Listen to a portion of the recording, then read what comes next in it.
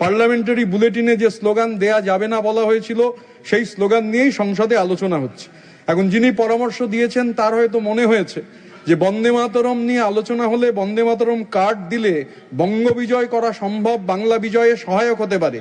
Discussion হচ্ছে, ডিসকাশনের টাইমিংটা এই দিকেই পয়েন্ট করছে।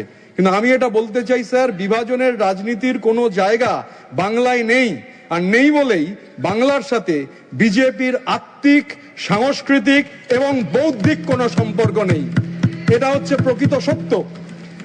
আমি ইতিহাসের মধ্যে যাব না, জয়রাম রমেশ বিস্তৃতভাবে তার আগে অনেকেই ডিটেল বলেছেন। আমি শুধু যেটা বলবো যে 1885 সালে ঋষি বঙ্কিম তখনও বেঁচে, পৃথিবীর কবি রবীন্দ্রনাথ ঠাকুর তিনি 1885-তে দেশরাগিনীর আগে এই গানের সুর করেন, প্রথম 7টা লাইন।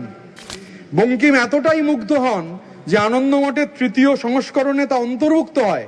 রবীন্দ্রনাথের করা সুর 7টা লাইন। 1896-এ জাতীয় কংগ্রেসের অধিবেশনে কলকাতায় স্বয়ং রবীন্দ্রনাথ এই গান পরিবেশন করেন, যতটুকু সুর করেছিলেন।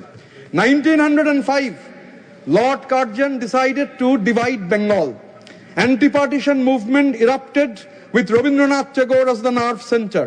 On 7th of August 1905, there was a town hall meeting.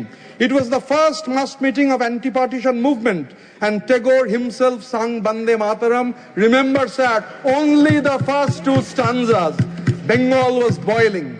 Bengal was boiling literally.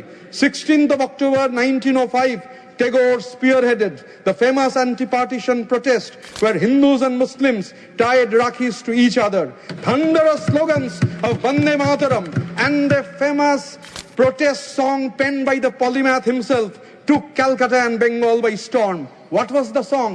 আমার সোনার বাংলা আমি তোমায় ভালোবাসি, চিরদিন তোমার আকাশ তোমার বাতাস আমার প্রাণে বাজায় বাঁশি, আমার সোনার বাংলা আমি তোমায় ভালোবাসি। সম্প্রতি স্যার এটা বাংলাদেশের জাতীয় সঙ্গীত। 71 সালে বাংলাদেশ মুক্তিযুদ্ধের পর বাংলাদেশের জাতীয় সঙ্গীত হয়েছে। এই গান গাওয়ার অপরাধে রাষ্ট্রদ্রোহের মামলা হয়েছে স্যার। 1905-এ বঙ্গভঙ্গ বিরোধী আন্দোলনে আগুন জ্বেলে রবি ঠাকুর যে গান গেয়েছিলেন, সেই গান গাওয়ার অপরাধে আসামের সরকার রাষ্ট্রদ্রোহের মামলা করছেন।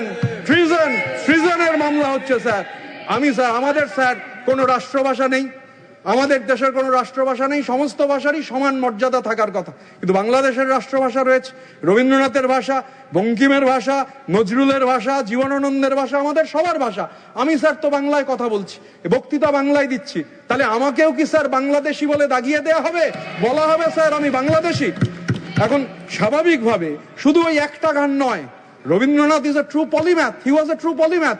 একাধিক গান রবীন্দ্রনাথ সে সময় লিখেছিলেন। বাংলার মাটি, বাংলার জল, বাংলার বায়ু, বাংলার ফল, পুণ্য হোক পুণ্য হোক পুণ্য হোক হে ভগবান। আমাদের রাজ্যের মাননীয় মুখ্যমন্ত্রী জননেত্রী মমতা বন্দ্যোপাধ্যায় এই গানকে আমাদের রাজ্য সঙ্গীত হিসেবে স্বীকৃতি দিয়েছেন। এই সময়ই লেখা হয়েছিল, রবীন্দ্রনাথ লিখেছিলেন, যদি তোর ডাক শুনে কেউ না আসে তবে একলা চলো রে। এই সময় লেখা হয়েছিল, ও আমার দেশের মাটি তোমার পরে ঠেকাই মাথা, তোমাতে বিশ্বময়ীর তোমাতে বিশ্ব মায়ের আঁচল পাতা। এগুলো লেখা হয়েছিল স্যার, এগুলো ইতিহাসের মধ্যে রয়েছে।